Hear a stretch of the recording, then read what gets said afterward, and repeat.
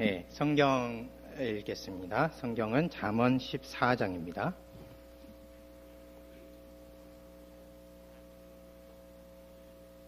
잠언 14장 1절 말씀을 함께 읽겠습니다.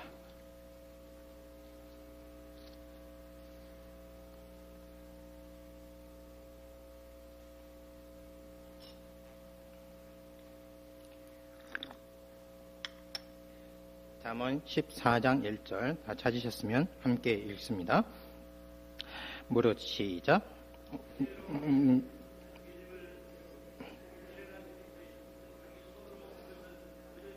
다시 한번 읽겠습니다. 무릇 시작. 무릇 지혜로운 여인은 그 집을 세우되 미련한 여인은 자기 손으로 그것을 허느니라. 우리는 지금 어떻게 하면 일상에서 우리가 살아가는 평범한 하루하루 살면서 하나님의 백성으로 살아갈 수 있을까 생각하고 있습니다. 지난 시간에는 가정에서 아버지의 부양 책임 외에 영적인 책임 의식을 가진 아버지의 역할에 대해서 생각해 보았습니다.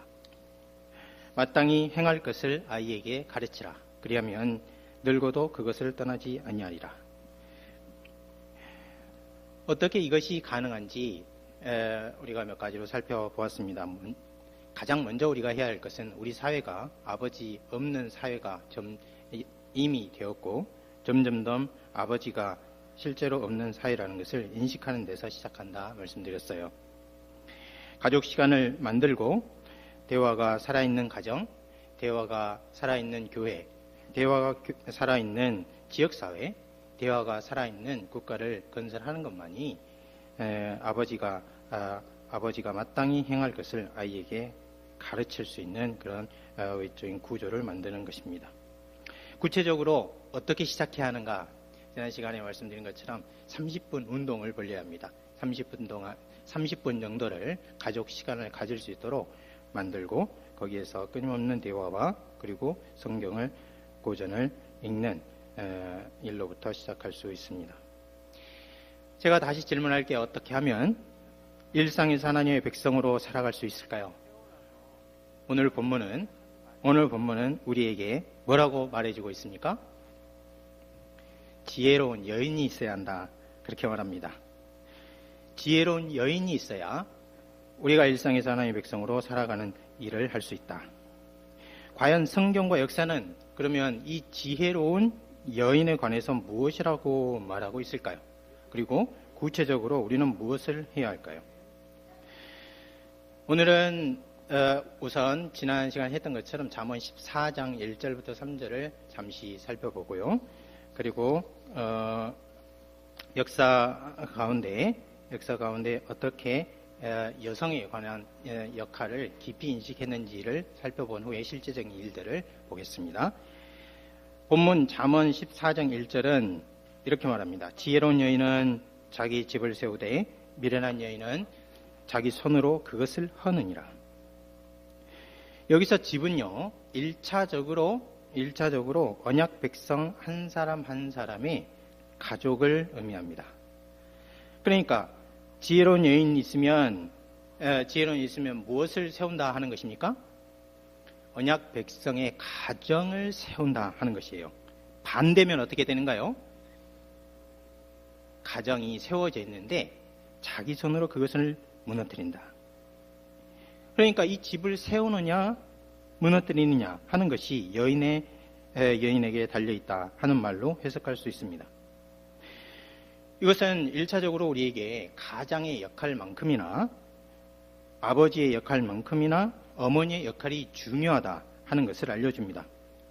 특별히요, 이 잠언 14장 1절 말씀은 삼중격언 중에 하나예요. 삼중격언이란 말은 잠언에 이제 가끔 나오는 것인데 세 가지 잠언이 연이어서 나오는 것입니다. 잠언 14장 1절, 그리고 14장 2절, 그리고 14장 3절이 이 삼중격언입니다. 한번 우리가 그러면 삼중격언 이렇게 삼중으로 묶여 있으면 어떤 의미가 조금 이제 의미가 좀 확대되는데요. 한번 같이 읽어보겠습니다. 제가 1절, 여러분이 2절, 그리고 3절은 다 같이 이렇게 읽어보겠어요. 1절 제가 읽습니다. 무릇 지혜로운 여인은 그 집을 세우되 미련한 여인은 자기 손으로 그것을 허느니라.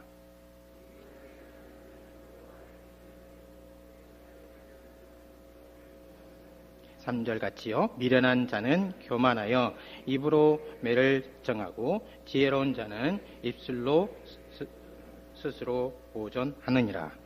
여러분 핸드아웃에 보시면 알겠지만은 여기에는 지혜로운 일과 지혜로운 사람과 지혜로운 행동이 짝으로 나오는데요. 그 반대편에는 무엇이 있냐면 어리석은 자의 생각과 그리고 어리석은 사람과 어리석은 사람의 행동이 짝으로 나와요. 14장 1절에서는 지혜로운 경영에 대해서 나옵니다. 지혜로운 경영, 가정을 어떻게 경영할 것인가, 집을 어떻게 경영할 것인가 하는 거예요. 그래서 지혜롭게 경영을 하면 집이 서고 어리석게 경영을 하면 그것을 세워졌다 해도 스스로 무너뜨리는 그런 일이 있을 것이다 합니다.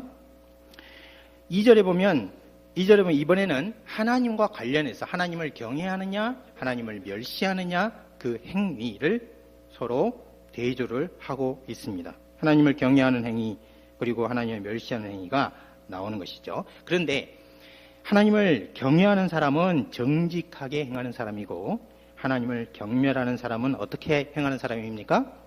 폐역을 행하는 사람이다. 그렇게 말하고 있어요. 3절은 보면은 침묵과 그리고 해악스러운 말의 대조인데요. 지혜로운 사람은 지혜자답게 침묵하는 복됨을 가지고 있고 어리석은 자는 말로 해악을 끼친다 하는 것입니다.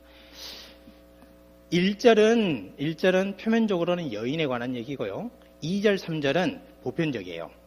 그런데 이것이 3중 격언으로 묶여 있다는 걸 생각해 볼 때 이것은 전체적으로 인간이 하나님 앞에서, 다시 말하면 하나님의 언약 백성이 하나님 앞에서 어떻게 생활을 해야 될 것인가 하는 것을 말하는 것입니다.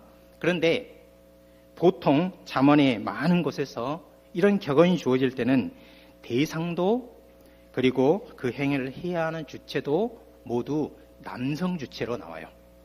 그런데 여기는 특이하게 여성 주체가 나오는 거예요.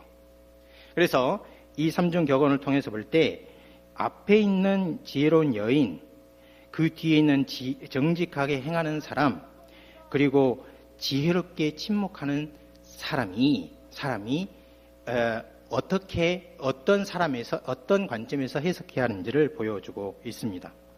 여기서 여인은 하고 말하고 있다는 점이 특이한 점으로 나오는 것이에요. 그래서 여인이 지혜롭게 경영하고 하나님을 경외하며 또 지혜롭게 침묵하면 집이 서고 하나님을 사랑하는 집이 되고 그리고 복된 집이 되지만 여인이 어떻게 해요? 어리석게 경영을 하고 하나님을 멸시하고 어리석은 말로 해악을 끼치면 집이 무너진다 하는 것입니다. 이번에는 우리 눈을 조금 더 확대해서요. 여기 나오는 집이 가정을 가리킬 수도 있지만 성경에서 바로의 집, 다윗의 집 이런 표현을 씁니다. 여러분 그러면 바로의 집은 어디를 가리킵니까? 바로의 집은 이집트를 말해요. 애굽. 다윗의 집은 어디를 가리킬까요? 이스라엘 나라를 가리켜요. 그러니까 바로의 집이나 다윗의 집과 같은 이런 표현에서 볼 수 있듯이 집이란 말이 성경에서는 조금 확대돼서 나라를 의미하기도 합니다. 그래서 실제로 이제 이 잠언이 일상생활의 지혜를 다루는 것 같지만 또 잠언이 왕에게 기준 통치 지침서인 것을 생각해 볼 때 나라가 서고 넘어지는 일, 이 또한 여인의 역할에 달려있다 하는 말씀으로 이해할 수 있습니다. 실제로 그럴까요? 실제로 그런지 아니면 실제로 그렇지 않은지 우리는 성경을 찾아보지 않더라도 면밀하게 연구해 보지 않더라도 여러 군데에서 우리가 알 수 있습니다. 그러나 실제로 그런 일이 이스라엘 역사에 그리고 우리 한국 역사에 그리고 특별히 이제 우리 교회 역사 가운데 있는지 한번 살펴보고 여인의 역할이 얼마나 이제 중요한지에 대해서 다시금 우리가 상기하는 시간을 가지려고 합니다. 이스라엘 역사에서 특별히 우리가 주목할 수 있는 점은 왕들을 소개할 때 특이한 구절들이 발견되는 거예요. 열왕기 기자 그리고 역대기 기자가 자주 왕을 소개하는데 그 왕이 선하다 악하다 평가를 합니다. 그런데 그 뒤에 무슨 구절을 꼭 집어넣냐면 그 왕의 어머니를 소개합니다. 그 왕의 어머니를 소개해요. 이것은 이스라엘 왕들 중에 그러니까 선한 왕을 소개할 때도 그렇고 악한 왕을 소개할 때도 마찬가지입니다. 제가 몇 가지를 이렇게 대조를 해가지고 여러분 핸드아웃에 보면 이제 표로 만들었는데요. 왼쪽에는 선한 왕이고 오른쪽에는 악한 왕이에요. 선한 왕 요아스 열왕기하 12장에 나오는데요. 어머니를 소개하는데 브엘세바 출신 시비야. 14장에 가면 아마샤를 소개하는데 선한 왕입니다. 예루살렘 출신 여호아단이라는 어머니를 두었습니다. 15장에 가보면 아사랴가 나오는데 예루살렘 출신 여골리아를 어머니로 뒀고요. 15장 33절 34절에는 요담인데 어머니가 누굽니까?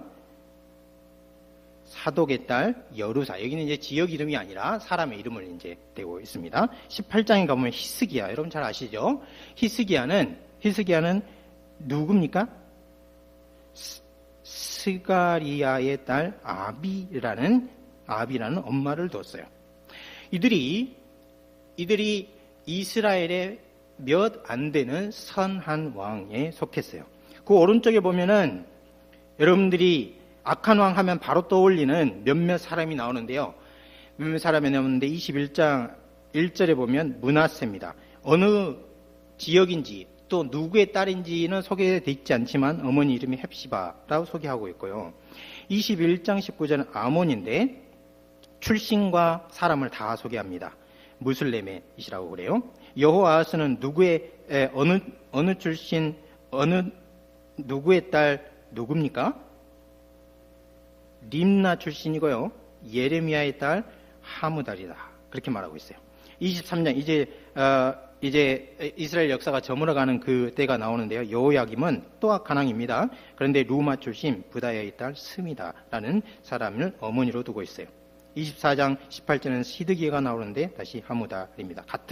같은 어머니에게서 낳은 두 형제가 왕이 이제 됐던 것이죠. 이 표가 우리에게 주는 교훈은 이스라엘 왕들이 그들이 하나님의 메시아로서 일을 할 때 이 왕들의 사상과 삶을 지배하는 기본 방향이 어머니의 역할과 분리될 수 없다 하는 것을 가르쳐줘요. 어머니가 어떤 사람, 어느 출신에 따라서 악한 왕이 되기도 하고 또 어머니에 따라서 선한 왕이 되기도 한다 하는 것입니다. 그래서 실제로 이런 추측이 가능한가를 우리 성경에서 찾아보면 실제로 잠언 말고도 열왕기상 그리고 열왕기상에서 실제 이런 평가를 하고 있는 것을 알 수 있습니다. 두 번째 열왕기상 21장 25절을 한번 같이 읽어보겠습니다. 이번에는 어머니가 아니고 아내입니다. 예로부터 시작. 예로부터 아합과 같이 자신을 팔아 여호와 앞에서 악을 행한 자가 없음은 그를 그의 아내 이세벨이 충동하였습니다. 그러니까 아내의 충동이 실제로 아합과 같은 악한 사람으로 이렇게 이스라엘에 있게 된 커다란 원인 중에 하나였다 하는 것입니다. 세 번째 열왕기상 22장 52절 53절을 또 같이 읽어보겠습니다. 이번에 어머니입니다. 그가 할 때 이 그가는 아하시야를 말하는데요. 그가 같이 읽어보겠습니다. 시작. 그가 여호와 앞에서 악을 행하여 그의 아버지의 길과 그의 어머니의 길과 이스라엘에게 범죄하게 한 느바세 아들 여로보암의 길로 행하며 바알을 섬겨 그에게 예비하며 이스라엘의 하나님 여호와를 노하게 하시기를 그의 아버지 온갖 행위같이 하였더라. 그러니까 잠언 14장 1절과 같이 열왕기 상에서 아내와 어머니의 절대적인 영향력을 무시할 수 없다 하는 것입니다. 지혜로운 여인은 자기 집을 세우나 가정과 나라를 세우나 미련한 여인은 자기 손으로 그것을 하느니라. 한 나라를 다스리는 왕의 아내나 왕의 어머니의 길이 잘못되면은 그 나라가 어떻게 되는지 잘 보여주고 있습니다. 지혜로운 여인은, 어리석은 여인은 할 때 이 지혜롭다, 어리석다 하는 것은 그렇기 때문에 지적으로 무엇이 뛰어나다, 덜하다 그 문제가 아니라는 것을 알 수 있습니다. 지적으로 뛰어나냐 하는 것은 전수가 안 되는 경우가 많이 있어요. 이것보다 훨씬 포괄적인 것을 나타낸다 할 수 있습니다. 여성, 아니 엄마의 가치관이 하나님을 경외하는 것으로 방향이 잡혀 있느냐 잡혀 있지 않느냐에 따라서 가정의 방향과 나라의 방향이 결정이 된다 하는 것이에요. 이것은요, 이스라엘 왕들에게만 있었던 것이 아니고 모든 언약 백성들의 경우로 확장할 수 있을 것입니다. 이제 이스라엘 역사 한 대목을 이제 살펴봤고요. 시대와 공간, 나라를 달리해서 우리나라 선교 초기 역사를 잠시 보겠습니다. 세 번째, 한국교회 초기 여성 한글 교육 부분인데요. 우리나라 선교 초기에 선교사들은 구국, 개화 등의 가치와 함께 복음을 전했습니다. 이때 여러분이 잘 아시는 것처럼 의료사업과 함께 강조한 것이 바로 교육사업입니다. 그래서 서울 같은 경우는 이제 우리가 잘 이름도 기억되지 않는 여러 학교들이 생겼고요. 서울과 평양 이런 데 생겼죠. 예를 들어서 배재학교, 이화학교, 경신학교, 배화학교 이런 학교들이 생겼습니다. 그리고 평양에는 숭실, 그리고 숭이, 송도학교 등이 생겨났습니다. 선교 초기에 선교사들의 교육 사업의 일환으로 이렇게 교회가 설립되고 또 학교가 설립됐는데, 이제부터 중요합니다. 교회가 설립되자 사람들은, 그러니까 교인들, 그리스도인들, 초기 우리 한국교회 그리스도인들은 교회가 예배 초소인과 동시에 교회를 가장 중요한 교육기관으로 간주하게 되었습니다. 그래서 조금 후에 이제 선교가 진행된 지 얼마 되지 않아서 조금 후에는 자체적인 열의가 일어나기 시작해요. 1897년 11월 17일 조선 그리스도인 회보 42호에 이런 글이 있습니다. 한번 같이 읽어보겠습니다. 남녀회원 시작. 남녀회원 수백인이 일심으로 협력하여 큰 예배당을 정자 모양으로 지었는데 간수는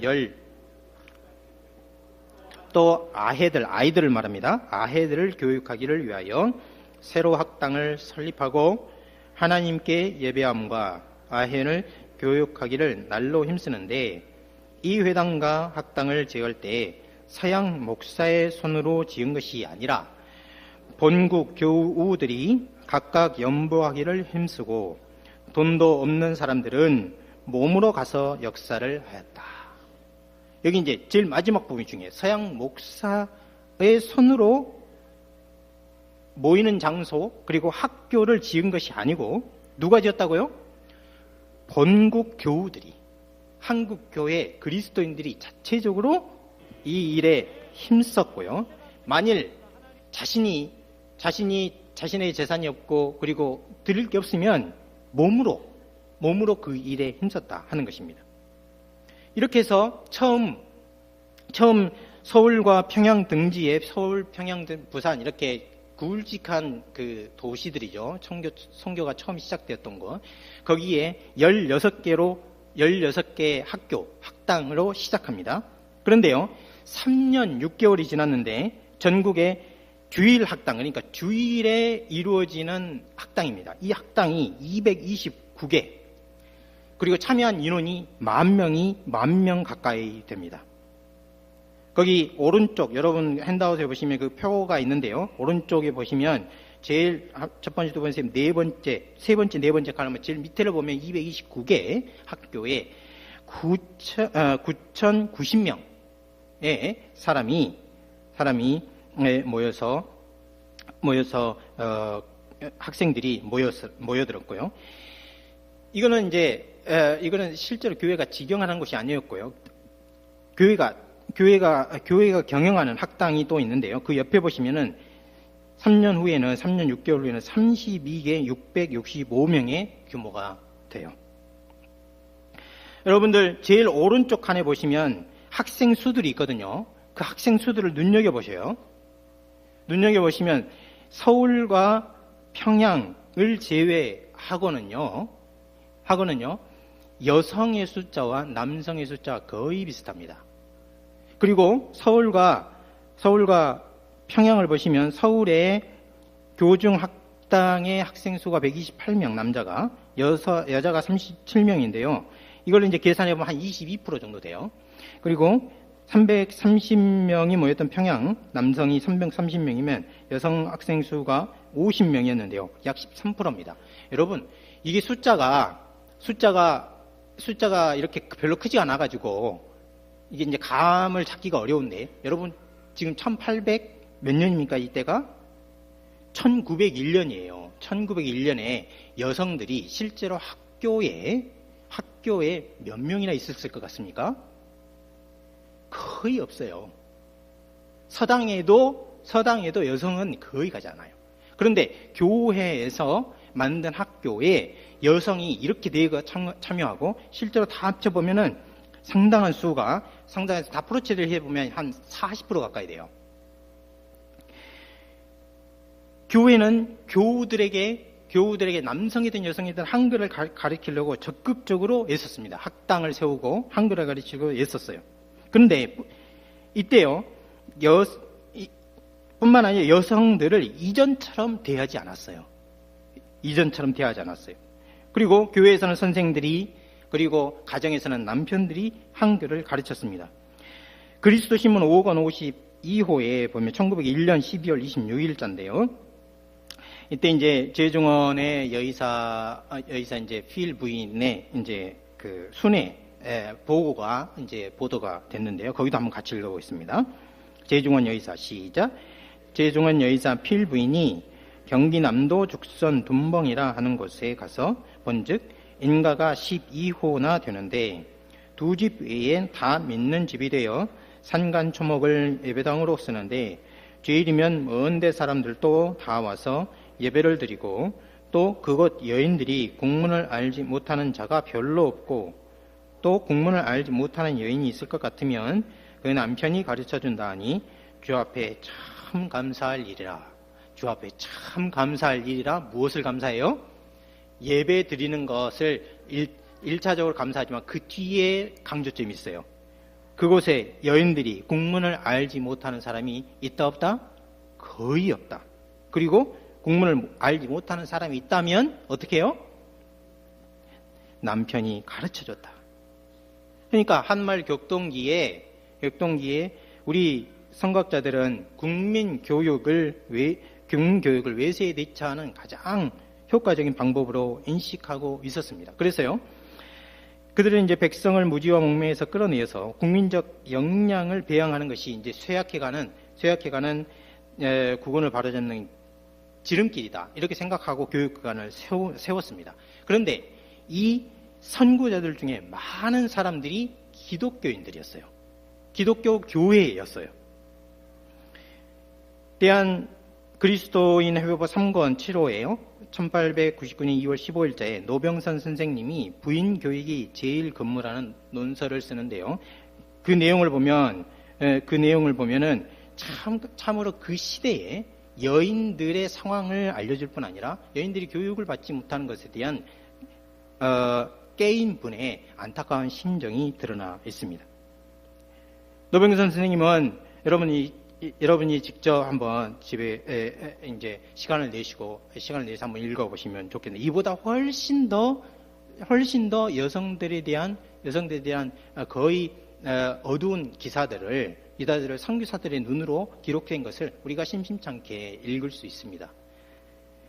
노병선 선생님은 여성이 즉 여인이 학문이 없기 때문에 자식을 낳아 기를 때 소경을 인도하는 것과 같고 그러한 낭패의 결과가 오게 되고요. 여인이 배우지 못하여서 못쓸 물건이 될수록 남자도 더욱 무지한 야만이 되어 결국 그 나라가 전체가 야만국이 된다. 그렇게 평가하기도 했습니다. 그러면 한국에 온 선교사들이 처음에 무엇을 가르쳤을까요? 방금 말씀드린 것처럼 여성들에게 그 무엇보다도 한글을 가르쳤습니다. 그렇게 한 이유는 두 가지예요. 첫 번째는 뭘까요? 거기 핸드아웃에 나와 있어요. 같이 한번 읽어봐요. 첫 번째 이유는 뭘까요? 한글을 알아야 성경을 읽을 수 있었기 때문에 그래요. 한글을 알아야 성경을 읽을 수 있었기 때문에. 여러분, 우리 한국교회는 전 세계 선교사의 선교 역사에 있어서, 교회 역사에서 전무후무한 나라입니다. 왜 그런지 아십니까? 여러분, 인도에 짐 캐리가 들어가서 인도인 성경을 번역해내는데 몇 년이 걸린지 아세요? 처음 원고가 처음 원고 인쇄하지 못하고 처음 원고 처음 원고를 자기가 다 작성을 해가지고 성경 번역을 완성했는데 그 이제 잿더미가 됐죠. 그러고 나서 인도인이 인도 말로 성경을 갖게 된 게 30여 년 정도 됩니다. 30여 년 정도 돼요. 한 선교사가 들어가 평생을 일해야 성경을 가질 수 있어요. 그 나라가요. 그런데 우리나라는 선교사들이 들어왔을 때 이미 성경이 한글로 번역이 돼서 사람들이 읽고 있었어요. 선교사가 한 명도 없는데. 이런 이해는 선교사의 전무후무한 거예요. 어떻게 그런 일이 있었느냐? 우리나라 한글 문화권 같지만 실제는 한자 문화권이죠. 한자로 된 성경이 지식인들에 알려졌고 이수정 선생님이 일본에 있을 때 이것을 현토 번역을 했습니다. 현토 번역이 무엇이냐면은 한자에 토만 다는 거예요. 토만. 그러면 토를 달아주면 모든 지식인들은 그 말이 마치 번역된 것처럼 인식하게 되고 그걸 읽을 수 있게 돼요. 여러분들이 이제 동양 고전을 보시면 이제 현토 번역을 한 것은 이제 읽을 수 있는데 그런 번역이 일단 나왔고요. 그리고 로스 번역이 이미 선교사들이 도착할 때쯤 민간에 전해질 만큼 한글 번역이 돼 있었어요. 그래서 한국에 선교사들이 들어왔을 때 이미 번역 성경이 존재하는 전 세계에서 유일무이한 선교지가 바로 한국이었습니다. 그러니까 선교사들은 무엇에 집중하겠습니까? 성경을 번역하는 데 집중하겠어요? 아니면 성경을 번역할 수 있는 사람들을, 조력자들을 찾는 데 집중하겠어요? 아니면 성경을 읽기 위해서 한글에 집중하겠어요? 당연히 한글을 가르치는 데 집중을 합니다. 그래서 자기들도 한글을 배우고 언더우드 같은 경우는 한글 사전을 만들어요. 한글 사전을. 그래서 한글을 외국인들이 배울 수 있도록 문법책과 그리고 사전을 만드는 일이 착수하게 됩니다. 한글 성경이 출판되고요. 그리고 계속해서 대중적으로 보급이 되자 그때까지만 해도 한글이라는 것은 우리나라에서 존재감이 없었어요. 세종대왕이 한글을 기가 막힌 언어를 창제해냈는데도 불구하고 그때까지 한글이 실제로 존재감을 갖지 못했는데 그렇게 존재감이 없던 이 한글이 그리스도인들이 읽는 성경의 언어가 됨으로써 한글의 가치가 재발견되는 일로 이어졌어요. 문화사적으로는 그런데 나아가서 한글을 일반 대중에게 보급시킴으로써 사회적으로는 문맹을 퇴치하고 괴화를 촉진하는 데 큰 공헌을 했습니다. 그러니까 한국의 기독교가 전해질 때 일단 한글을 보급하는 일에 기독교가 앞장을 섰고 그리고 그것을 통해서 복음화가 이루어질 뿐 아니라 한국 사회 전체를 개화시키고 그리고 끌어올리는데 한 몫을 했다 하는 거예요. 두 번째는 무엇입니까? 왜 한글을 가르쳤어요? 복음화 때문에 그렇습니다. 복음화 때문에 한글을 가르쳐야 성경을 읽을 수 있고 다음 순으로 성경을 읽어야 복음화가 가능하기 때문에 그랬어요. 특별히요, 가정에서 엄마가 개화되고 복음을 믿을 때 그 자녀들도 복음화 될 수 있다고 생각했습니다. 그러니까 선교사들이 전략을 짠다. 아하, 이 나라를 분석해 보니까 일단 한글을 가리키면 성경을 읽을 수 있겠구나. 성경을 읽으면 특별히 여성들에게 성경을 가리키면 어떤 일이 일어나요? 개화돼요. 봉건 사회에서 그동안 알지 못했던 지식을 알게 되고, 알지 못했던 꿈을 갖게 되고, 그리고 알지 못했던 일을 생각할 수 있게 되고요. 복음을 믿을 때 복음을 자녀들도 자연스럽게 복음화 시킬 수 있다 생각한 것입니다. 아마도 선교사들은 당시에도 지금과 같이 엄마들이 자녀들과 함께 있는 시간이 상대적으로 많다는 현실을 포착했기 때문에 그렇게 했을 것입니다. 성경을 읽는 사람이요, 회심을 하고 그리고 복음이 전해졌습니다. 다시 처음 질문으로 돌아와 보겠습니다. 선교사들이 했던 거 두 가지인데요. 한글을 가르쳤고, 그리고 한글을 통해서 복음화 전략을 세웠습니다. 어떻게 하면 그러면 일상에서 하나님의 백성으로 살아갈 수 있을까요? 어떻게 하면 나라와 교회를 세워갈 수 있을까요? 지혜로운 여인이 있어야 합니다. 지금까지 역사적으로 이스라엘 역사와 그리고 한국 교회 역사를 통해서 우리가 살펴본 것을 이제 적용을 해보도록 하겠어요. 구체적으로 오늘날 아내, 엄마, 어머니, 여성들은 어떻게 해야 할까요? 우리는 선한 왕이든 악한 왕이든 이스라엘 나라의 왕들의 어머니 같은 입장도 아니고, 또 우리는 우리 선교 초기 여성들과 다른 처지에 있습니다. 그리고 다른 시대에 살고 있어요. 하지만 제가 말씀드리고자 하는 것은 가정과 사회, 나라와 교회를 세우는데 그만큼 여성의 역할이 중요하다 하는 것이에요. 여러분 중에 가정이 모두 믿고, 제가 이제 실제적인 원리 몇 가지를 나누고자 하는데, 그 전에 우리 교회 여러분 중에 가정이 모두 믿고 자녀들이 믿는 가정에 속해 있는 여성분들, 진심으로 언젠가 정말 이것을 위해서 기도하는 시간을 마련하고 하나님께 감사하는 시간을 가지시기 바랍니다. 그리고 남편과 잘 의논해서 어떻게 가정을 세울까, 어떻게 자녀를 양육할까, 어떻게 교회에 봉사할까, 어떻게 지역사회에 유익이 될까 생각해 보시기 바라요. 여러분 중에 남편이나 아내 중 한쪽이 믿거나 한쪽만 믿거나 아니면 사별하여서 또는 어떤 다른 사정에 의해서 혼자 되신 여성분, 그리스도인 분들, 이걸 기억하십시오. 하나님께서는 여러분 때문에 여러분 가정을 거룩하게 하십니다. 이것이 고린도전서 7장을 통해서 우리에게 알려주신 사실이에요. 그러므로 힘을 내서 하나님을 섬기고 자녀들을 언약 백성으로 세워가는데 힘쓰시기 바랍니다. 세 번째는 부모님이 믿지 않고, 그리고 믿음의 첫 세대인 여청년분들, 여러분들은 부모님을 전도하는데 힘쓰시기 바랍니다. 그리고 지금부터 청년이라면 좋은 가정을 꿈꾸고 기도하시기 바라요. 결혼을 앞두거나 또는 신혼인 여러분들은 가정을 어떻게 세워 나가야 할지 성경과 고전과 그리고 여러 참고 서적과 그리고 토론을 통해서 여러분들이 가정관을 세워가시고 힘쓰시기 바랍니다. 또요, 시대가 시대인 만큼 여러분들 중에 손자를 두신 분들, 할머니 대신 나이가, 요즘에 할머니라고 하면 안 좋아하죠. 장년 이후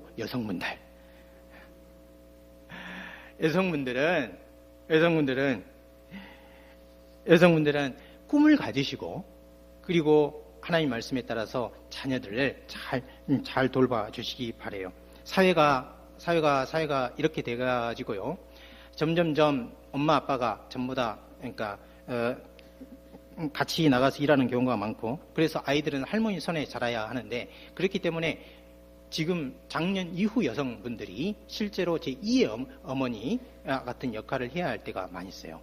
그래서 결국 이제 우리가 어머니와 아버지의 교육 철학에 따라서 가정을 세워나가는 자녀를 양육하는 게 가장 바람직한데, 할머니 손에서 자라게 될 자녀들의 경우는 엄마, 아빠, 그러니까 자녀들과 깊은 대화를 통해서 어떻게 하면 우리의 뜻이 아니라 주의 교환과 훈계로 아이들을 양육할 수 있을지 서로 깊은 대화가 있어야 할 것으로 생각합니다.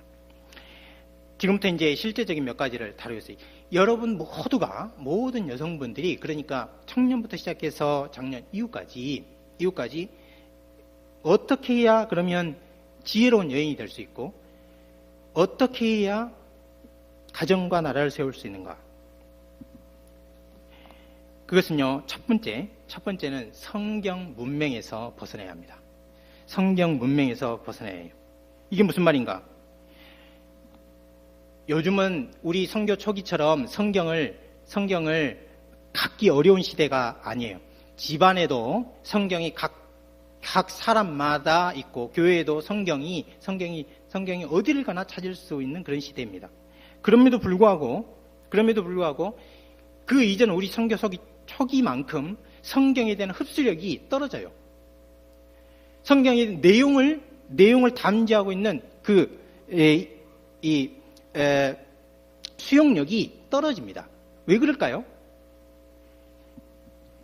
그것은요, 집중하지 못하기 때문에 그렇습니다.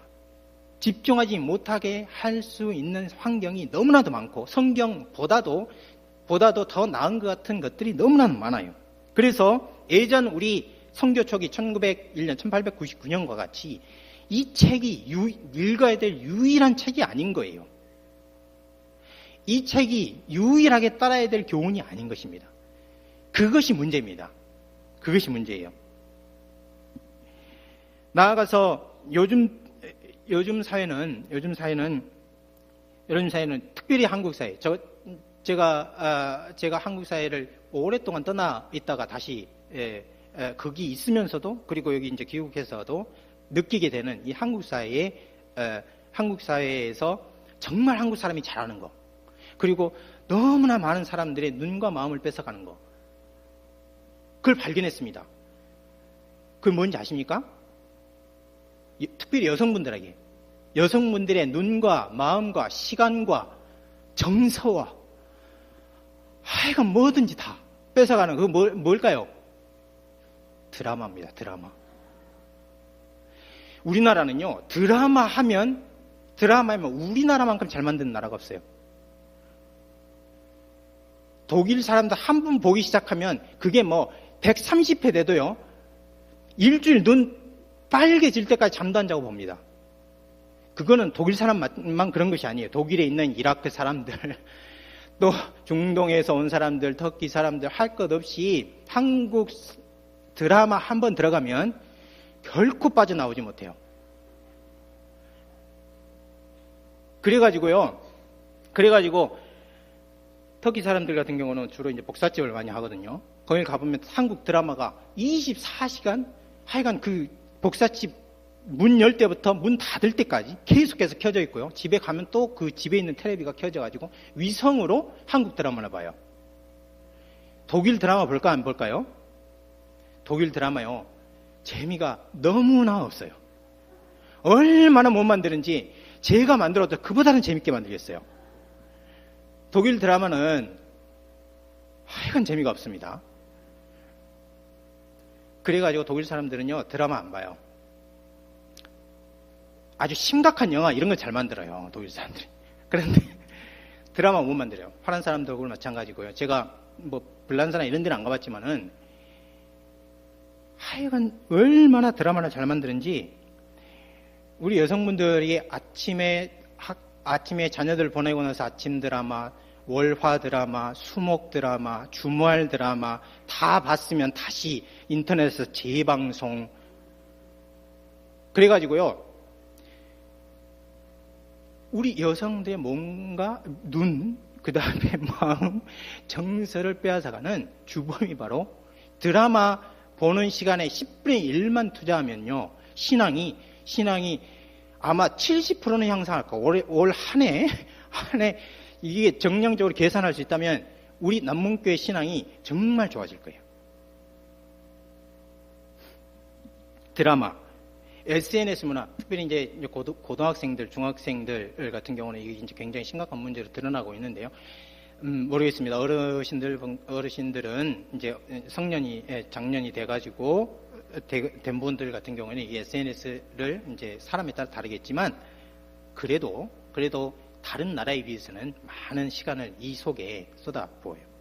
성경 문맹화가 왜 일어나는가? 성경이 이전 시대보다 훨씬 더 풍부하게 그리고 많은 언어로 그리고 여러 도구를 통해서 다 공급하고 제공이 되지만 성경에 집중할 수 있는 외적인 환경이 없고 집중력을 계속 뺏어가기 때문에 성경 문맹화가 이루어져요. 그래서 성경을 실제로 자기가 처음부터 결심을 해서 처음부터 끝까지 읽어본 사람이 드뭅니다. 성경 문맹화라는 것은 성경을 사독 이하로 한 사람은 전부 다 성경 문맹이에요. 왜 그런지 아십니까? 성경을 연속해서 사독하지 않으면 어떻게 되냐면 성경에 어디에 무엇이 기록이 됐는지조차 잘 기억이 나지 않아요. 빠른 시간 동안 1년에 사독을 계획하고 하루에 12장씩을 계속 읽으면요. 성경 속에 빠져들어가요. 그러면 성경 문맹을, 그러니까 성경이라는 언어, 이것이 구약에서는 어떻게 사용되는데 신약에서는 이런 언어를 사용해서 성경의 메시지를 전하는구나. 이렇게 언어가 있어요. 언어가. 이 언어를 익힐 수가 없어요. 띄엄띄엄 하면 익힐 수가 없다는 거예요. 만일 4독이 넘어가고 10독 이상이 되고 30독이 되면요. 30독이 되면 목사님이 여기서 설교해야 되는 내용이 상당히 긴장감을 가지고 더 깊이 준비해야 되는 그런 압력 세력이 될 것입니다. 저는 이런 일이 빨리 오면 좋겠어요. 성경 문맹화 적어도 한 언어로 4독 이상을 해야 해요. 여러분 4독 이상 하신 분 손 들지 마시고 마음으로 손 들어보세요. 영어도 마찬가지입니다. 영어는 하여간 여러분들이 뭔가 정복하고 싶은 언어가 있을 거예요. 무엇이든지 괜찮아요. 러시아어도 괜찮아요. 사독을 내리해야 됩니다. 내리하면 그 언어 체계가 들어와요. 사독 이하로 하시는 분들 올해 적어도 1독, 그래서 4년 내에는 성경 문맹을 탈출하시기 바라요. 특별히 여성 엄마가 성경 문맹을 탈출해야 자녀들이 뭔가 물어볼 때 성경을 성경으로 대답해 줄 수가 있어요. 만일 우리가 한글을 모르는데 한글을 가르쳐 달라고 그러면 우리가 떠듬떠듬 할 수밖에 없듯이 성경을 모르면 성경 문맹화가 돼 있으면 이 일을 하기가 어렵습니다. 두 번째는요. 이번에 진짜 우리 한국 사회로 들어와 보겠어요. 두 번째로 우리가 해야 할 일, 그것이 무엇이냐면 집단의 불안과 대중적인 욕구의 근거에서 집을 세우려고 하기 때문에 그렇습니다. 집단의 욕구, 집단의 불안, 대중의 욕구, 이것이 무엇일까요? 우리가 다 아는 것입니다. 여러분, 제가 지난주에 숙제 내주셨는데 혹시 숙제하셨어요? 숙제가 뭔지도 기억 안 나시죠? 다음에 가시면 인터넷 어떤 포털 사이트에 가셔도 이런 거는 인터넷에 읽을 가치가 있어요. 저는 사교육 강사입니다. 저는 사교육 강사, 이걸 쳐보세요. 그러면은 긴 글이 나옵니다. 그리고 여러분들 중에 이제 남편, 아내가 함께 일하시는 분들 이제 가정을 어떻게 세우는지 읽어보면 좋은데요. 여러분 한번 띄워주세요. 네, 저 뒤에 나오시죠? 계란찜 아빠, 꼬막 남편. 왜 계란찜 아빠라고 하는지 꼬막 남편이 하는지 읽어보니 금방 알 수 있습니다. 근데 이 책에 아까 저는 사교육 강사입니다 하는 것을 그 글을요 일부 요약을 해서 실어놨어요. 저는 사교육 강사입니다. 내용이 이렇습니다. 저는 사교육 강사입니다. 꽤 유명하고요. 돈도 제법 법니다. 하지만 여러분 자녀들 다 생략하고요. 중간 두고 내려오면 여러분 자녀들 학원에 보내지 마십시오. 공부는 혼자 하는 습관을 들여야 나중에 효과가 있습니다. 과외, 학원 오래 다닌 애들 고등학생이 되면은 어느 강사 말도 안 먹힙니다. 저는 학원 강사이지만 제 아이는 학원에 보낸다 할까요? 안 보낸다 할까요? 안 보냅니다. 제 주변에 한다 하는 사교육 강사들, 자기 아이들 학원에 안 보냅니다. 하루 30분만 투자해서 체크해 주십시오. 이런 내용이에요. 여러분 어떻습니까? 아, 그렇구나. 쓸모없는 일이구나. 생각이 드십니까? 아니, 학원에 안 보내면 어떻게 하란 말인가 도대체? 그런 생각이 드십니까? 이게 뭐냐면 집단의 불안이에요. 한국 사회 전체가 우리 엄마들 어느 교회를 가든 어느 연령층을 만나든 집단적으로 불안을 가지고 있어요. 그 집단적인 불안이 무엇이냐면 우리 아이들을 어떻게 교육할까? 교육하는데 사교육밖에 대안을 갖고 있지 못한 것입니다. 그래서 한국의 엄마들은 거의 예외 없이 이 불안에 집단적으로 시달리면서 경쟁을 하고 있어요.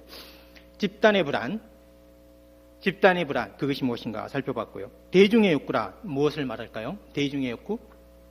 너도 바라고, 나도 바라니, 나도 바라는 것, 그것을 말합니다. 이것은 하나님 언약 백성의 정체성이나 그리고 내 아이의 적성이나 자질과는 대부분 상관이 없어요. 그 대표적인 예가 우리나라는 유교 사회인데 이 유교 사회의 이상이 무너졌죠, 실제로. 유교 원리를 따르지 않는 사람들이 점점 늘어나고 있죠. 그래서 한 20년 전입니까? 공자가 죽어야 나라가 산다. 그런 책도 나왔어요. 실제로 공자가 죽고 난 다음에 지금 20여 년이 지났는데 나라가 실제로 도덕 질서가 무너져가고 있는 생현실을 발견하면서 다시 인문학을 살리려는 뜻있는 움직임들이 계속해서 공식적으로 비공식적으로 일어나고 있습니다. 우리 사회는 유학사회인데 그런데 유교의 이상이 무너진 이후에도 그럼에도 불구하고 유교의 이상 중 하나가 남아있는 것이 있어요. 그것이 무엇이냐면 입신양명이라는 구호예요. 입신양명이라는 구호. 입신양명이란 무엇이냐면요, 자기 몸을 세워서 이름을 날린다 하는 것인데요. 이것은 결국은 피라미드식으로 가서 제일 꼭대기를 향하는 전체적으로 이렇게 꼭대기로 향하는 운동이고 모임입니다. 그런데요, 여러분 잘 생각하시면 제일 꼭대기 누구만 갈 수 있습니까? 한 사람밖에 못 가요. 한 사람밖에. 학교에서도 1등은 한 사람뿐이에요. 성적으로 치면.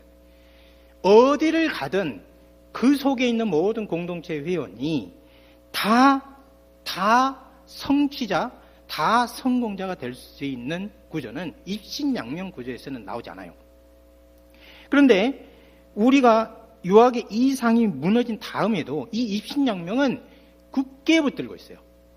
그리고 누구도 손에서 놓지 않습니다. 그렇기 때문에 우리 한국 사회는 한 사람이 갈 수 있는 것을 모두가 가려 하기 때문에 한 사람 외에는 모두가 실패자가 되고 한 사람 외에는 결코 행복할 수 없는 그런 사회가 되어 있습니다.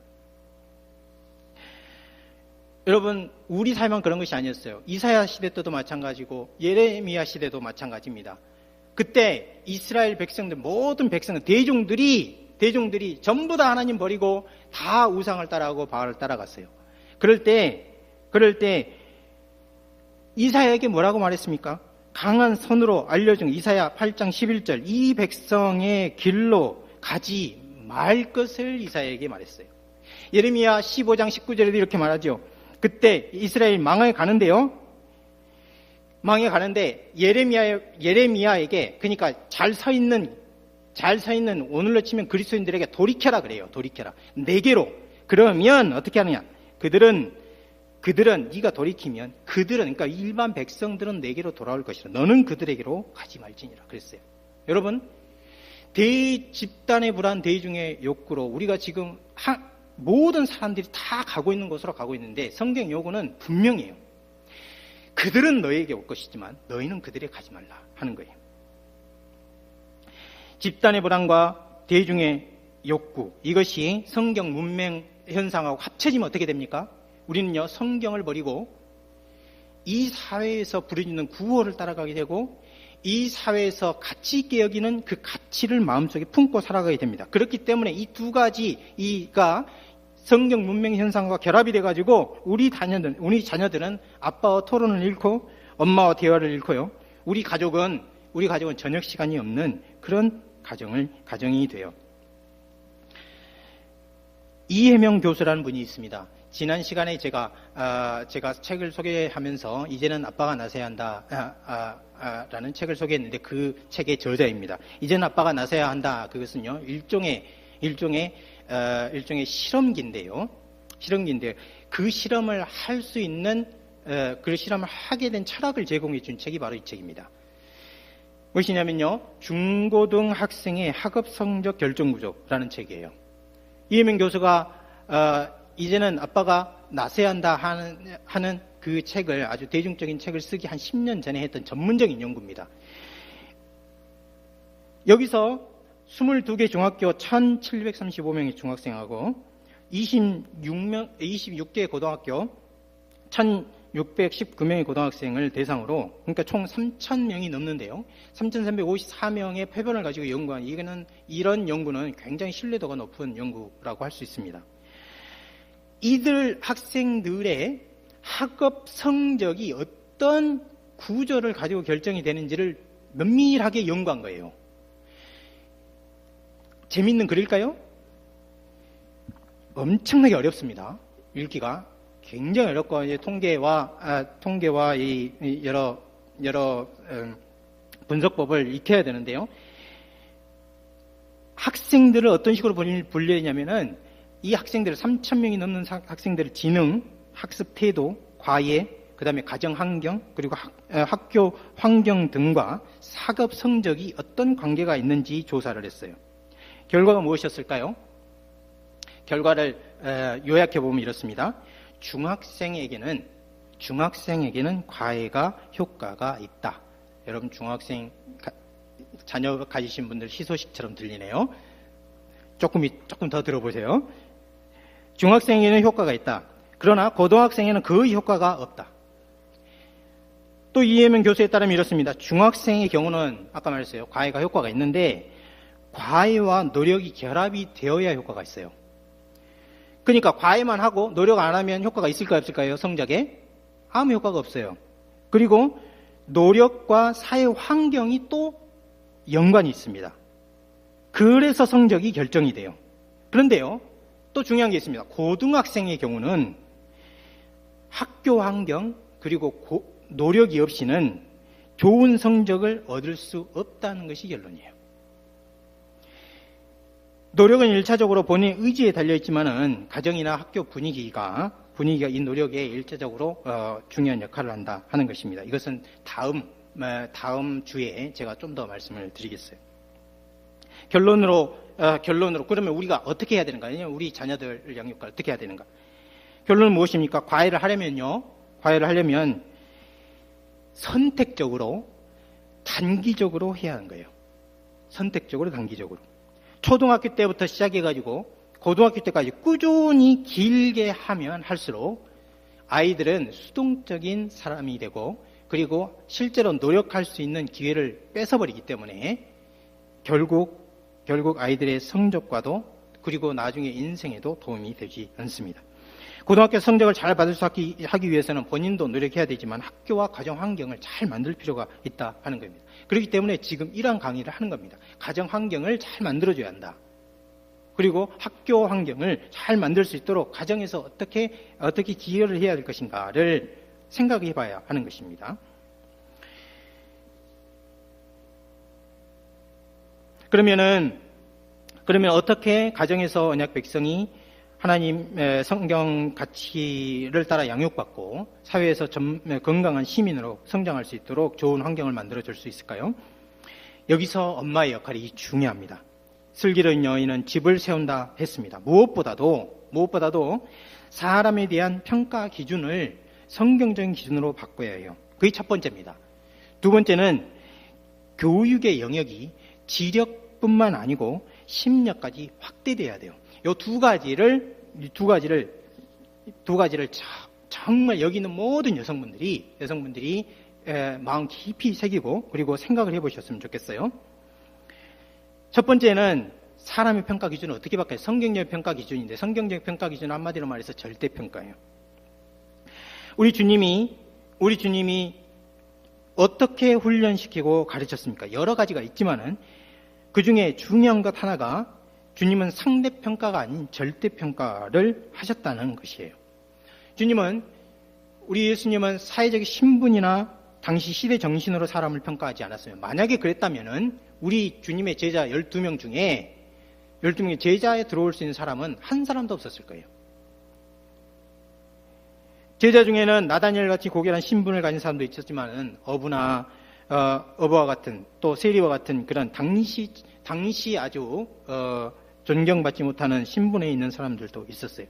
우리 주님은 공생하는 기간 동안 한 번도 거리낌 없이 사회 소외계층, 장녀도 만나셨고 나병 환자도 집에도 가셨어요.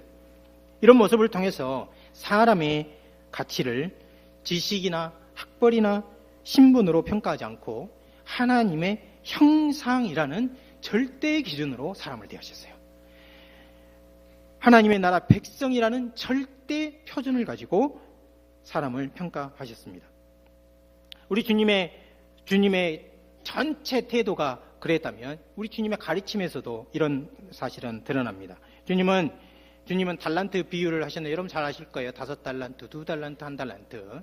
5달란트, 2달란트 맡은 사람이 와서 보고를 합니다. 주님, 저희가 장사를 해서 어떤 5달란트 받는 사람은 5달란트를, 2달란트 받는 사람은 2달란트 더 남겼습니다. 이렇게 하자. 주님이 칭찬하신 내용이 5달란트하고 2달란트하고 문구 하나, 토시 하나 틀리지 않고 똑같습니다. 그러니까 5달란트 받은 사람은 5달란트를 남겼을 때 주님의 칭찬을, 완전한 칭찬을 받은 것이고 2달란트 받은 사람은 2달란트보다 더 해야 하는 것이 아니고 2달란트를 남겼을 때 칭찬을 받았다는, 완전한 칭찬을 받았다 하는 거예요. 상대적으로 성과가 많으냐 아니면 성과가 적으냐 그것이 아니고 절대적으로 평가를 하셨다 하는 것입니다. 받은 재산으로 그만큼 일을 남겼느냐 하는 것이 주님의 평가의 기준이었지 얼마나 더 남기느냐 그것이 평가의 기준이 아니었다 하는 겁니다. 교육학자 로버트 글레이저라는 사람이 있는데 로버트 글레이저라는 사람이 이 달란트 비유에서 교육학 이론을 발견해낸 사람이에요. 이 달란트 말씀에서 영감을 얻어서 절대평가 원리를 개발했는데요. 그 내용의 골자는 이렇습니다. 주어진 기본 능력에 비해서 그만큼 성취하면 성취자. 성취자가 누구라고요? 주어진 기본 능력에 비해서 그만큼 성취하면 성취자라는 거예요. 5달란트 받은 사람이 5달란트를 더 남겼으면 성취자라는 거예요. 2달란트 받은 사람이 2달란트 남겨서 성취자라는 겁니다. 만일 2달란트 받은 사람이 5달란트를 남겼으면 어떻게 될까요? 이 사람은 과성취자가 돼요. 그리고 1달란트 받은 사람이 1달란트도 남기지 않고 이자도 남기지 않고 이렇게 됐을 때는 미성취자가 돼요. 미성취자. 그래서 주어진 능력에 따라서 자질과 적성과 그 시대의 요구와 그리고 우리 자녀의 인생의 본질적인 요소를 따라서 그 사람의 인생을 따라서 성취를 하면 그 사람은 성취자. 그렇지 않으면 뛰어난 능력을 갖고 있으면서도 시간을 낭비하고 노력을 하지 않아서 사회에, 교회에, 가정에 아무런 역할을 하지 못했다. 그러면 미성취자로 평가해야 한다 하는 거예요. 주님은 전체적인 삶의 태도가 절대적인 평가였을 뿐 아니라 가르침에서도 그랬을 뿐 아니라 우리 주님 공생의 초기뿐만이 아니고 부활하신 후에도 사람을 볼 때 제자들의 복음 사업을 맡기실 때 절대평가 원리를 그대로 적용하셨어요. 베드로를 만났을 때 이렇게 말하죠. 젊어서는 네가 띠를 띠고 스스로 띠를 띠고 원하는 것으로 다녔거니와 늙어서는 내 팔을 벌리니 남이 내게 띠 띄우고 원하지 않는 것으로 데려가려. 베드로의 마지막 인생을 복음 사업 제일 마지막에 순교할 것을 이렇게 암시적으로 말한 것이거든요. 이렇게 말했을 때 베드로가 직감합니다.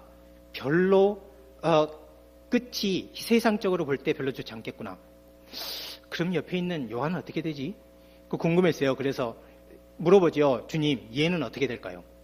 그랬는데 주님이 뭐라고 하십니까? 뭐라고 말씀하셨어요? 내가 올 때까지 그를 머물게 하고자 할지라도. 베드로는 뜨끔했을 거예요. 와, 주님이 차별하신다. 나는 죽음의 길로, 얘는 요한은 주님이 오실 때까지 평안한 길로, 이렇게 인도하신 것처럼 느꼈을 겁니다. 그런데요, 주님이 그 말을 하신 것이 아니에요. 머물게 하고자 할지라도 내게 무슨 상관이냐? 너는 나를 따르라. 요한은 요한대로 나를 따를 것이다 하는 말이에요.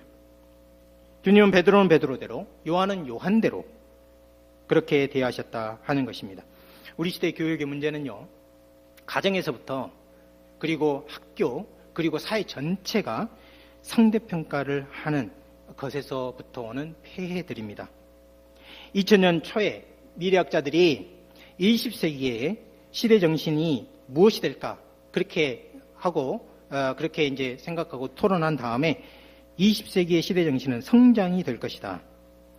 그리고 21세기는 경쟁이 될 것이다. 그렇게 이제 말했습니다. 우리는 20세기의 성장 시대를 거쳐서 지금 21세기 경쟁 시대로 들어와 있죠. 한동안 이것은 전망이 아니고 전체가 이미 현상이 되어버린 것이라는 느낌을 가졌어요. 그렇죠. 지금 우리는 21세기에 살고 있는데 무한 경쟁 시대에 살고 있습니다. 개인만 경쟁하는 것이 아니고 국가 대 국가 무역 경쟁을 해서 이거는 거의 모든 영역이 다 전쟁이에요. 이런 상대적인 경쟁에서는 모두가 승자가 되지 못하고요, 한두 사람 이외에는 다 패배자가 됩니다. 그렇기 때문에 상대적인 경쟁에서는 승자의 기쁨을 맛보기보다는 패배자의 쓴맛을 보는 경우가 많아요. 상대적 경쟁이 필요한 아주 한정된 지역이 있습니다. 영역이 있어요. 예를 들면 운동이라든지, 요즘 이제 평창 동계올림픽하고 또 월드컵 경기를 하는데, 이때는 경쟁이라는 것이 추구해야 될 가치인 거예요. 이 가치를 추구해야 될 때는 경쟁을 해야 아름다워요. 그런데 그 외의 영역에서는 경쟁은 항상 한 사람 외에 많은 사람에게 상처를 주게 됩니다. 21세기가 경쟁이라는 가치로 이렇게 꽉 채워질 것이다 이렇게 전망을 했는데요, 21세기를 몇 년 살지 않은 지금 이때에는 앞으로 21세기 끝날 때까지 이런 일이 계속될 것인가? 사람들은 어느 누구도 그렇게 말하지 않습니다. 이전처럼 세상이 정형화된 구조로 움직이지 않아요. 나아가서 오늘날 경쟁이 너무나 심각하고, 또 이 당사자들의 인권, 권리, 의무 등의 이런 의식들이 높아져서 누구나 경쟁에서 얻어야 할 우위를 갖고 싶어 합니다. 그렇기 때문에 갈등이 발생해요. 갈등이. 그래서 지금 현재 21세기에 앞으로 대두되는 새로운 가치로, 또 현재 요청되는 가치로서 소통, 그리고 협력, 그리고 갈등 관리, 이런 것들이 등장하고 있어요. 여러분들 원전이나 또는 여러 위안부 할머니들, 이런 문제들, 우리 사회에 있는 여러 문제들을 보실 때 누가 갈등을 조정할 것이냐, 정부가 할 것이냐 아니면 제3자가 나설까, 이런 것들을 많이 등장하는 것을 보시죠. 모두가 대화, 소통, 협력, 이런 것들이 가치로 등장하고 있다는 증거입니다. 그러므로 상대평가가 아닌 절대평가의 기준으로 가정부터 그렇게 사람을 대할 필요가 있습니다. 여러분은 예수님께서 하신 것처럼 여러분의 아이들에게 다른 사람보다 공부나 운동이나 예술 활동에서 뛰어나기보다 그 아이의 은사 자질이 무엇인지를 발견하려고 애쓰시기 바랍니다. 그 재능과 은사만큼 성취하는 인생이 된다면 그 사람은 성공한 인생이 될 것이고, 그보다 노력을 안 했다면 우리는 상대적인 가치를 따라 그렇게 평가할 것이 아니라 그 재능과 자질을 잘 개발할 수 있도록 그렇게 해줘야 합니다. 또 우리 아이들이 성경의 가치인 평화, 공존, 갈등 관리, 그리고 중재, 소통, 협업, 생명, 이런 가치들을 실현할 수 있는 길을 찾을 수 있도록 격려해 주시기 바랍니다. 상대평가가 아닌 절대평가를 기준으로 바꿔야 한다 하는 것을 말씀드렸습니다.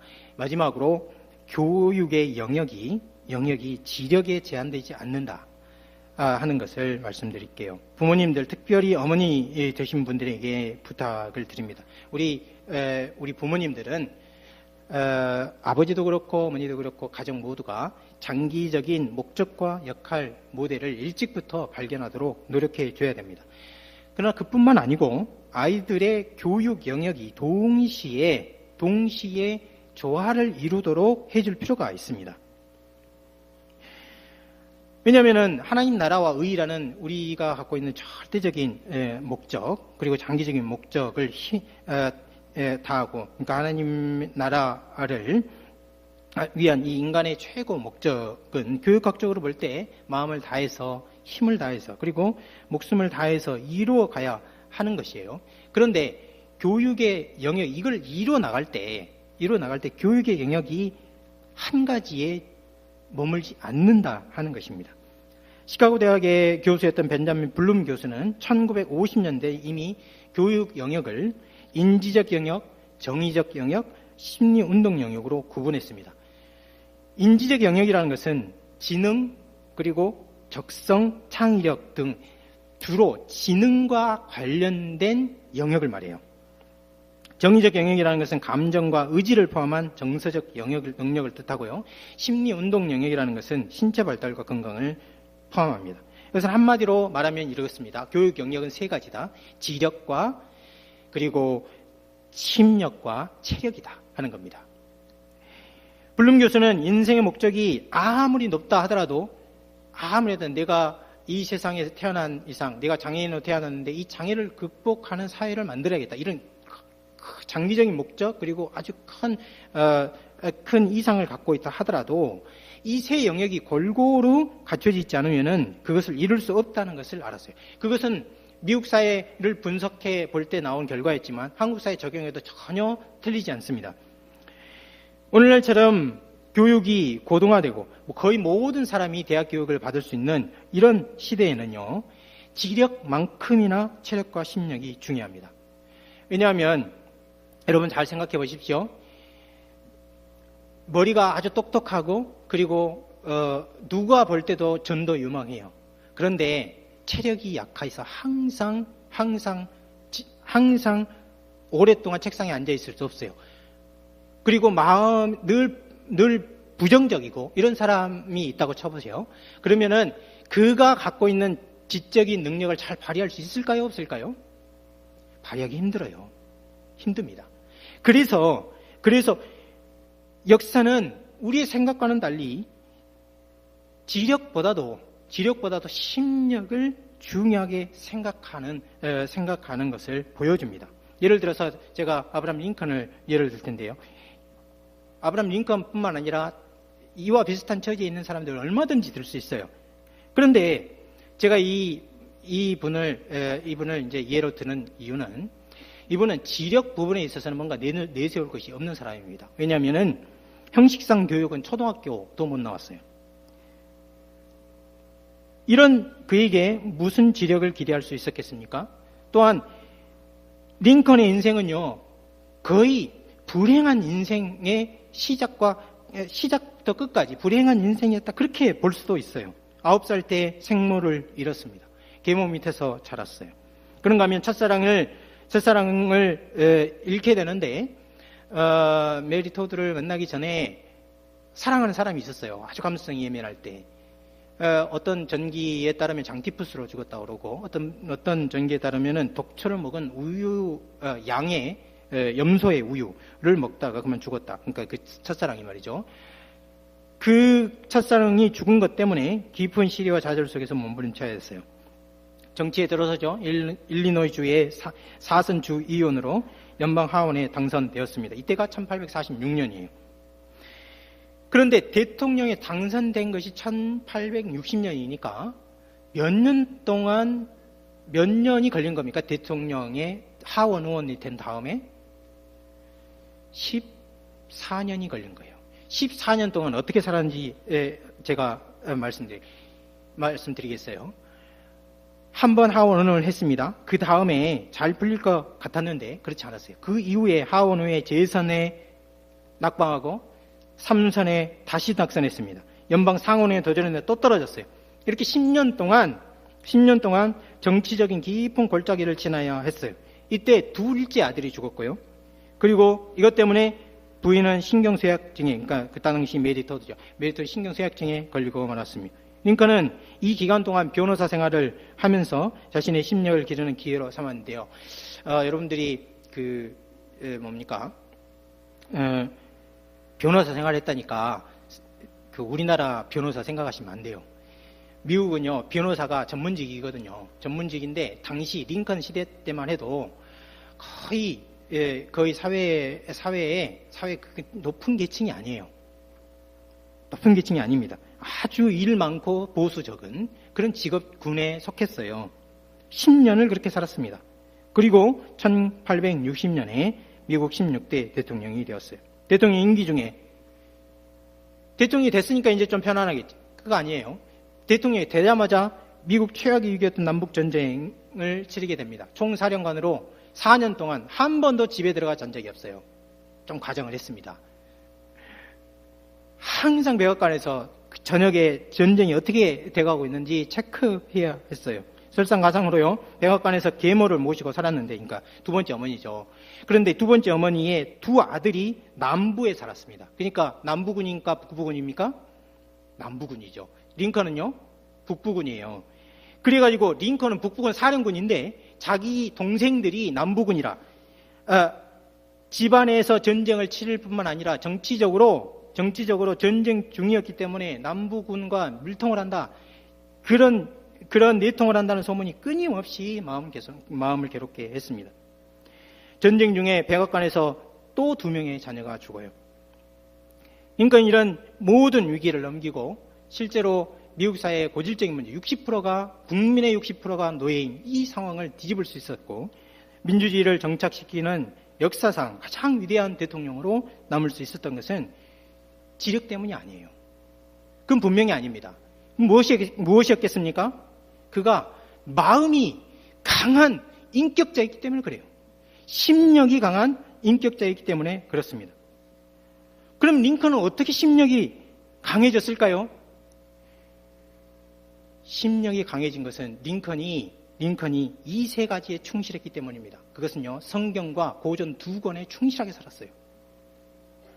링컨은 자기 어머니가 준 성경을 평생 동안 손에 들고요, 백악관에 있을 때 연설문을 작성하든지 그리고 전쟁터에서 어떤 급보가 날아오든지 어떤 때건 상관없이 성경을 시작해서 성경의 기초에서 연설문을 작성하고 그 정책을 결정하고 했습니다. 링컨의 전기를 읽어보면 이건 굉장히 아주 경외심이 들 정도예요. 그 다음에 고전 두 권이 그의 마음을 늘 사로잡고 있었는데, 변호사 되기 전부터 셰익스피어와 그리고 연방 하원 의원을 마치고 난 다음에 유클리드의 기하학을 정독을 했습니다. 그 이후에 10년 동안 유클리드 기하학으로 닦은 논리력, 셰익스피어로부터 받은 문장력, 성경에 고상한 사상이 결합이 돼가지고 링컨은 누구도 당해낼 수 없는 변호사가 됐어요. 이것이 마음속에 늘 가르쳐 있었습니다. 심력이 강한 사람이 어떻게 될 수 있는가? 여러분 자녀들이, 여러분 스스로가 심력이 강한, 절망 속에서도 희망을 얻을 수 있고 좌절하지 않을 그런 사람이 어떻게 될 수 있는가? 사람이 사람을 일으키지 못합니다. 우리 사람의 인생은 사람이 일으킬 수 있을 만큼 그렇게 작은 게 아니에요. 사람보다 큰 이가 그 마음속에 있어야만 강해질 수 있는 거예요. 그것이 무엇입니까? 성경이에요. 그것이 무엇입니까? 고전이에요. 그 둘이 결합이 되면 링컨 같은 사람이 되는 거예요. 여러분 자녀가 만일 성경을 품에 두고 그 가치를 실현해 나가는 사람이 된다면, 이런 가치를 어떻게 실현해냈는가, 고전 속에서 역할 모델을 발견해낸다면, 이것은 누구나 실천할 수 있는 교육 철학이 돼요. 그러므로 여러분 자녀에게 학교 등수가 떨어지는 것 때문에가 아니고 힘든 일을 잘 견뎌내지 못하는 것, 성적이 오르지 않는다고 해서 쉽게 좌절하고 그리고 낙심하는 것, 절망을 기회로 만들어 가려고 하지 않는 것, 그것을 보고 마음 아파하는 그런 부모님으로 기억되시기 바랍니다. 특별히 엄마가 그렇게 기억되시기 바랍니다. 결론을 맺겠습니다. 아내, 엄마, 어머니, 여성분들에게 부탁합니다. 성경과 고전을 통해서요, 절대적인 가치를 여러분 스스로가 붙드십시오. 그리고 여러분 스스로가 붙든 그 가치를 함께 가족과 공유하시기 바랍니다. 그러면 지혜로운 여인이 될 수 있을 것이고 집을 세울 수 있을 것입니다. 지역사회를 세울 수 있을 것이고 나라를 세울 수 있을 거예요. 자녀들을 집단의 불안과 대중의 욕구의 근거에서 양육하지 마십시오. 그러면요, 끊임없는 상대평가로 자녀들에게 상처만 주게 돼요. 하나님 앞에서 자녀들이 받을 재능만큼, 적성만큼 성취하면 성공자로 평가해 줘야 돼요. 그것이 여러분들의 마음속에 가득 차야 합니다. 그러면 그들은 그들만의 보람 있는 인생을 살아갈 것이고요. 무엇보다도 교육 영역이 지력에만 머물지 않는다. 지력과 심력과 체력이 조화를 이루어야만 인생의 장기적으로 세운 목적을 이룰 수 있고, 그리고 성경에서 발견한 가치를 이룰 수 있습니다. 함께 기도하겠습니다.